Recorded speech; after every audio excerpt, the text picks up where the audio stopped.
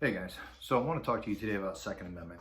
The Second Amendment is something that I feel is largely um, kind of abused to the degree that many kind of gun rights activists and stuff like that will focus on just certain aspects of the Second Amendment and forget certain things, largely to our detriment.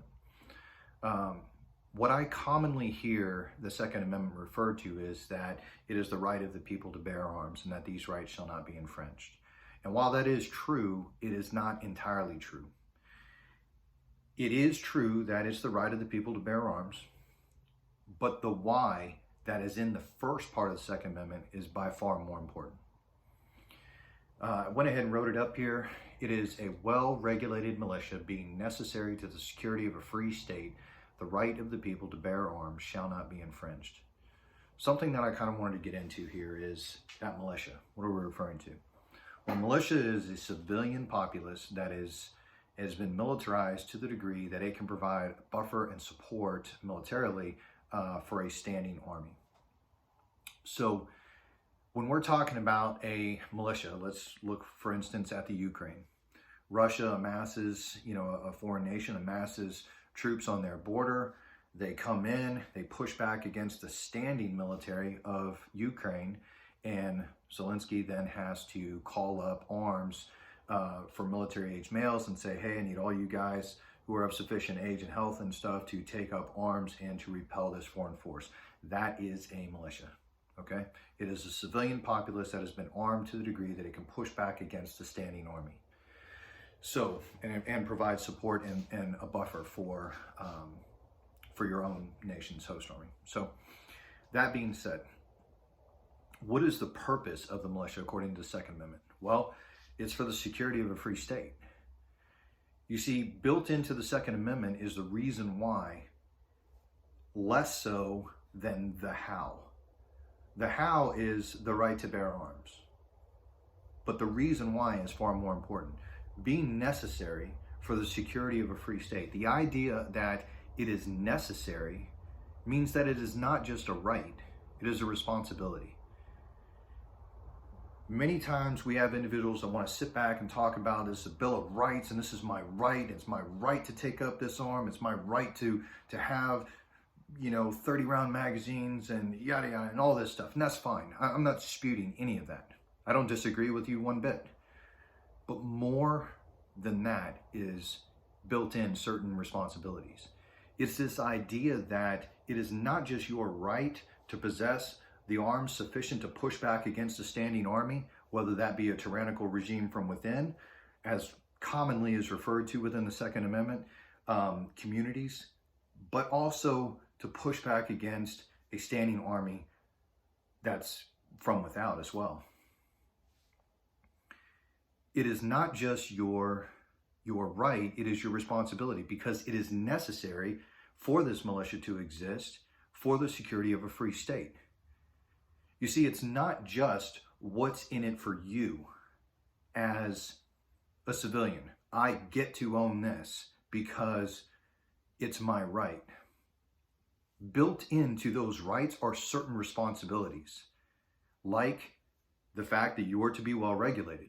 Now, within the context of this, of the document and the time frame, is not this idea of regulation that we have a tendency to see it today, that regulations are restrictive boundaries that are meant to kind of hedge in certain people and so on and so forth. Within the context of this is a well-regulated militia being necessary for the security of a free state. A well-regulated militia, what it's referring to is a well-trained, a well-prepared. It is a civilian populace that has been trained to the degree and armed to the degree that they can push back against a standing army, again, from without or from within. You see, we have a tendency to only look at the Second Amendment in the sense of how it benefits us.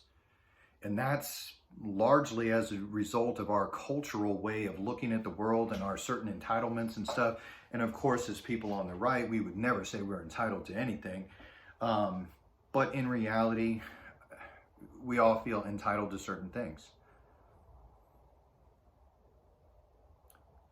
You see, the Second Amendment is not just your right.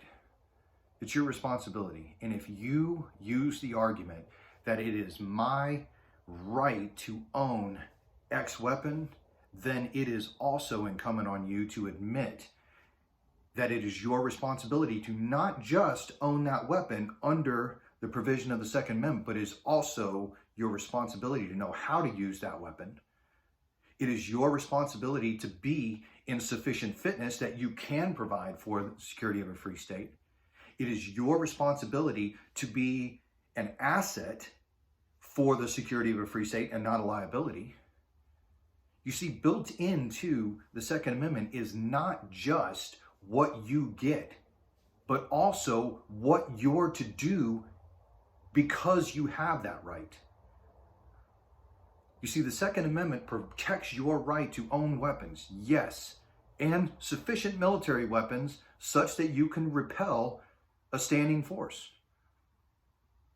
But it is also your responsibility to be trained, to be well regulated and trained to the degree that you can be an asset to that degree.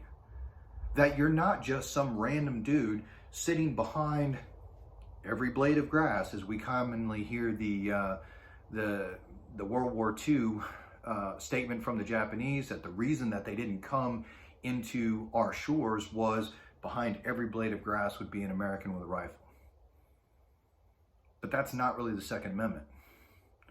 The Second Amendment is the Japanese then saying not that there would be an American behind every blade of grass with a rifle, but that there would be a well-trained American, an asset to his country, that there would be a well-trained American with sufficient weaponry and sufficient training to repel an invading force.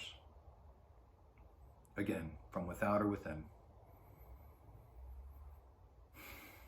Many times we have a tendency to look at the rights as entitlements. These are things that we're due, without asking us for the sacrifice that goes along with that. We see that in everything from mask mandates to vaccine mandates to any of these things, any of these infringements that have come across in the last decade. We have a tendency to look at these things and say, I have to wear this, or else I can't shop here. Okay? Shop somewhere else. I have to receive this particular vaccine or else I can't travel. Maybe choose another hobby.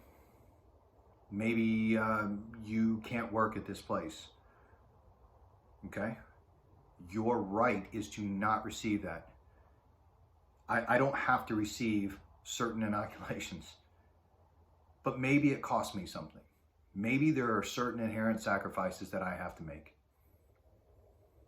One of those sacrifices being, I'll find another job. I'll go work somewhere else. You see, a lot of times we look at these rights and we say, I'm entitled to this, but we never look at the sacrifice that entails.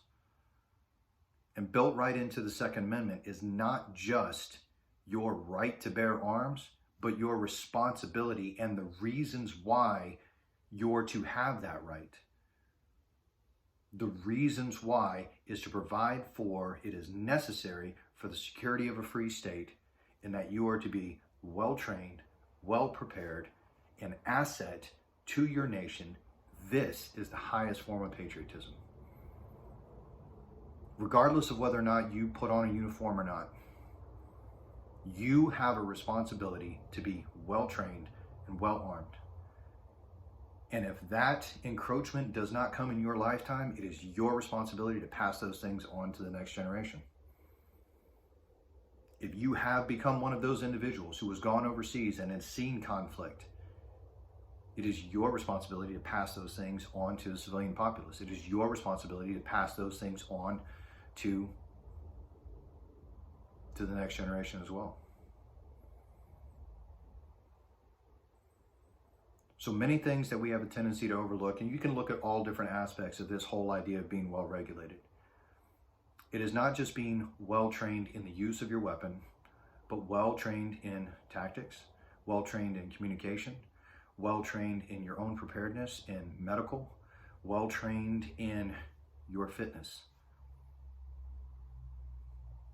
well trained in not just physical toughness, but mental toughness as well.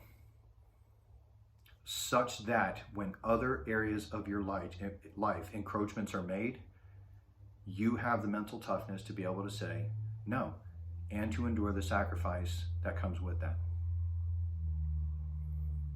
This is the idea of a well-regulated civilian populace, a well-trained civilian populace that has been sufficiently armed and sufficiently trained to repel an invading force from within or without, is that you are an asset in all these areas and not a liability. That when those things do occur, your thoughts do not first run to, this is my right, but your thoughts run to, this is my responsibility. This is what I'm to do.